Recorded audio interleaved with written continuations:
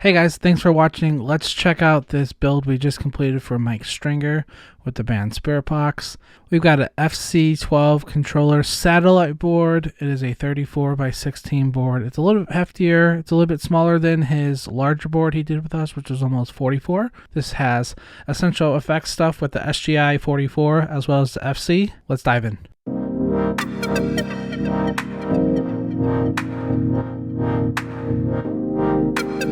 Alright, so straightforward, coming into a patch bay on the top right corner.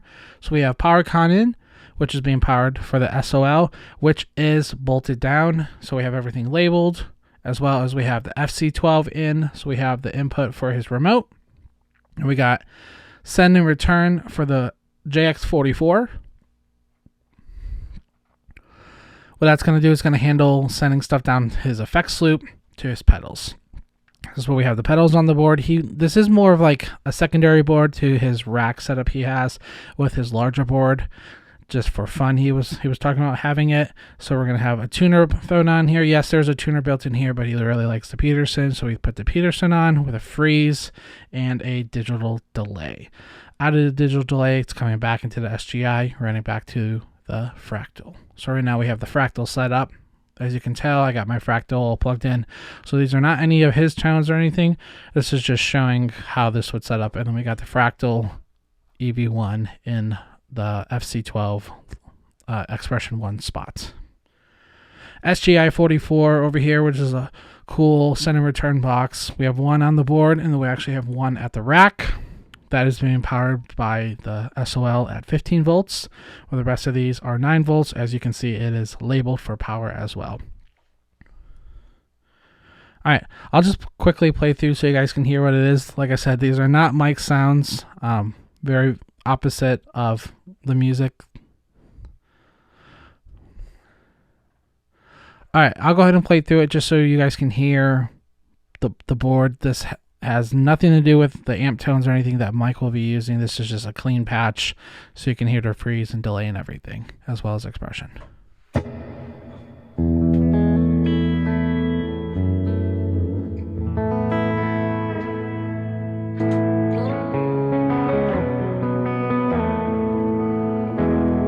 So he can still access all of his normal fractal effects and everything on here, as well as he can step on these guys to add some more flavor. And then he can step on the freeze when need be.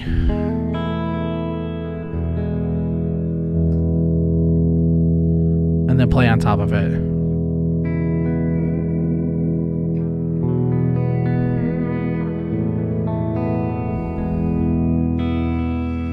We also put the DD6 after the freeze so that it's only freezing his input tone. Otherwise, you would be freezing the DD6 tone and it would just be over and over, really repetitive.